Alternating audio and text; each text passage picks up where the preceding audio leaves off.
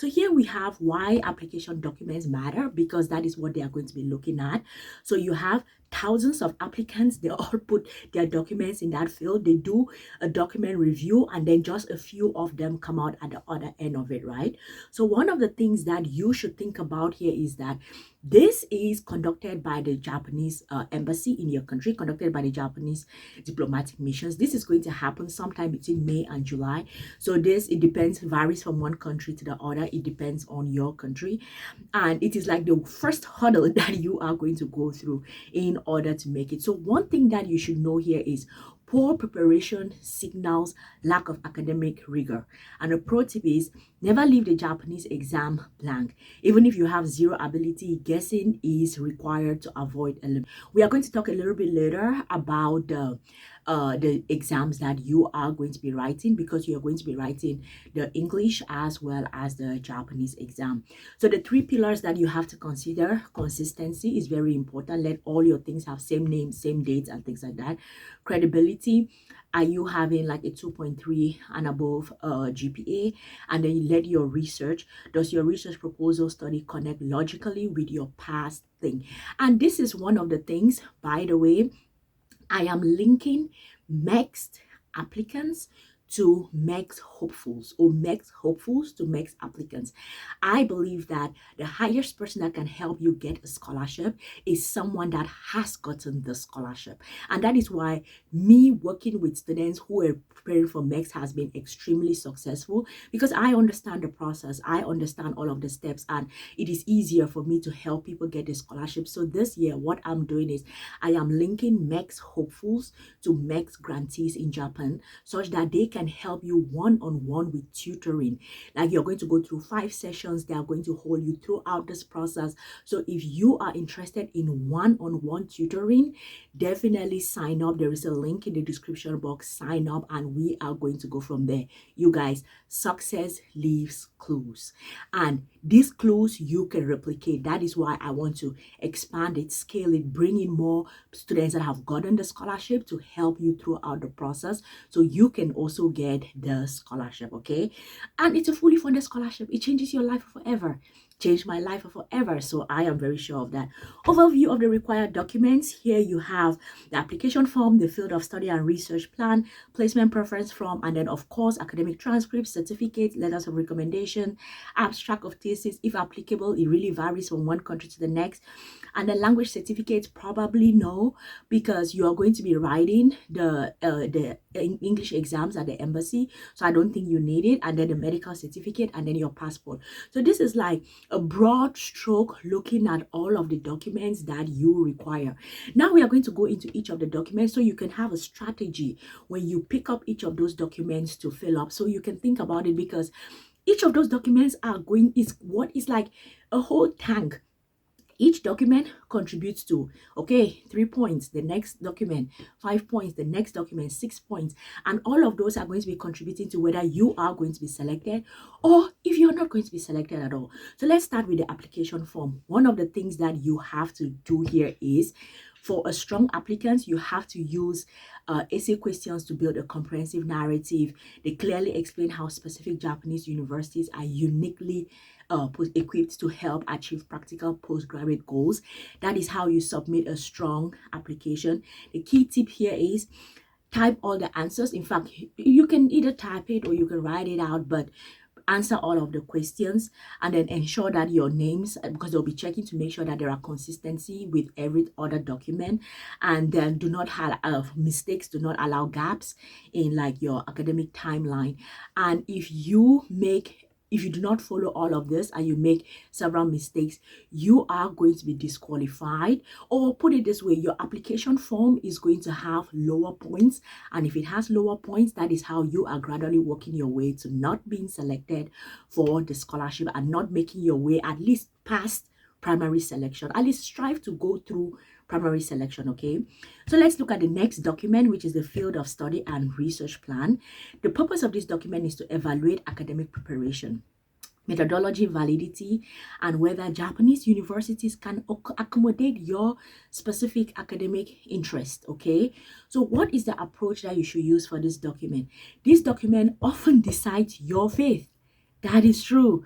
So while not strictly binding, it must be highly focused, academically rigorous, and highly directly related to your previous university major.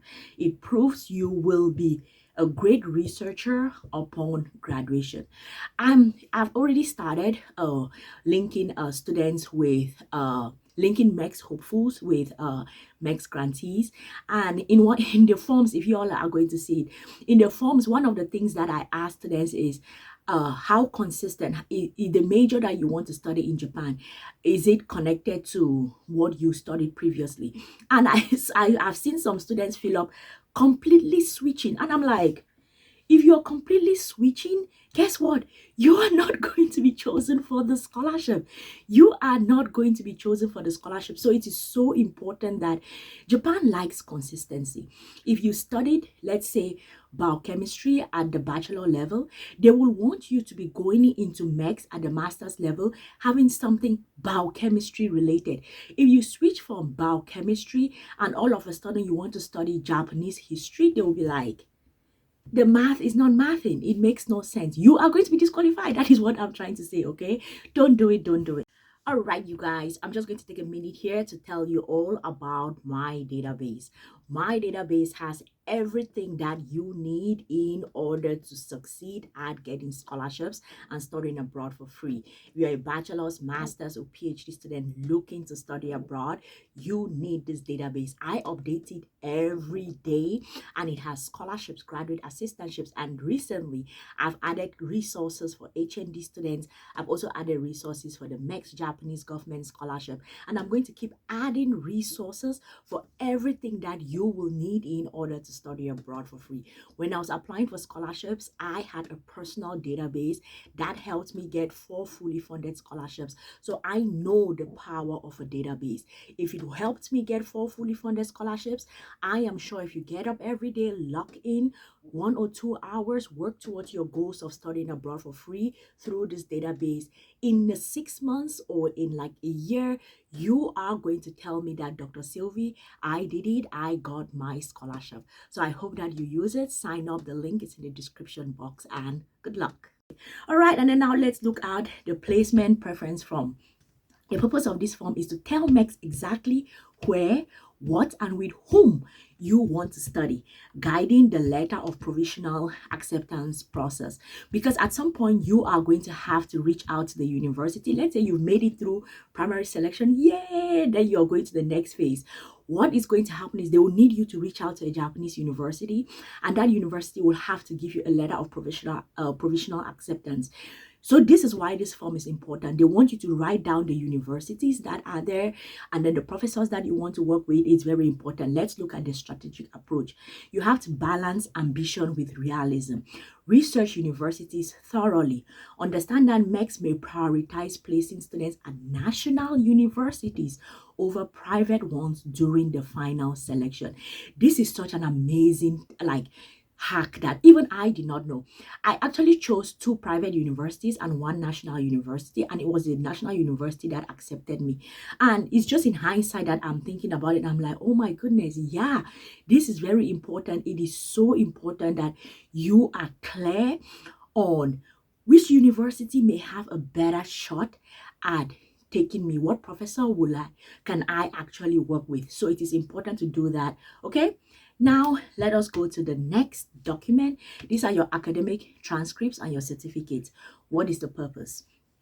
Quantitatively prove outstanding academic achievement, specifically a GPA of 2.3 on 3 or higher on the MEXT scale. Your strategic approach here is make the reviewer's job easy. Provide clear documentation of not just grades, but how those grades map to MEXT strict expectations. One of the things that I have struggled with in terms of this particular issue is when I was applying for MEXT, I went through all of the application documents and everything, and I did not see a strict GPA cutoff. So in my head, I never even knew that MEXT, I had 2nd class upper when I was applying for it, but I did not know that they had a specific cutoff GPA because it wasn't written on the documents. And then it was only later on that I learned about this GPA cutoff for the MEXT scholarship. So it is important that you understand this and you calculate how this balances with your GPA. On the form, when you all sign up, I have actually sent some students an email because they filled up the form, sent it to me, and then I was like, what is your GPA on a scale of 3? And someone wrote 4, someone wrote 3.8. I was like, and I replied them, I was like, this is what I expect you to do. I want you to calculate that GPA on whatever scale. If your scale is 5, calculate it to 5 and bring it down to 3. Or if it's 100, I need you to calculate it and bring it down to 3. If it is 4, I need you to calculate it and bring it down to 3. Because that is what MEXT is looking at. They are looking at that scale on 3, and that is what you have to do, okay? Now let's go to letters of recommendation. Provide qualitative, authoritative backing of your academic excellence, leadership, and personal character. Your strategic approach here is choose recommenders based on how specifically they can speak to your achievements and research potential, not just their prestigious title. This is some of the things that I even struggled with when I was applying for the MEXT, because it was so hard for me to get the recommenders.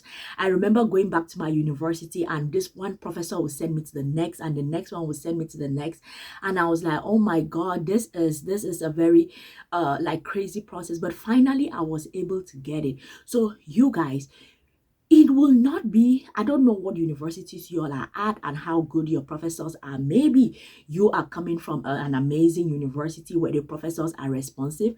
Not mine. I had to run behind these people in order to get it. And I can already start seeing it because in the forms, I think about 4 students, I asked like, are you certain that you can get a recommendation letter from one of your professors or someone? And about 4 students wrote not sure yet.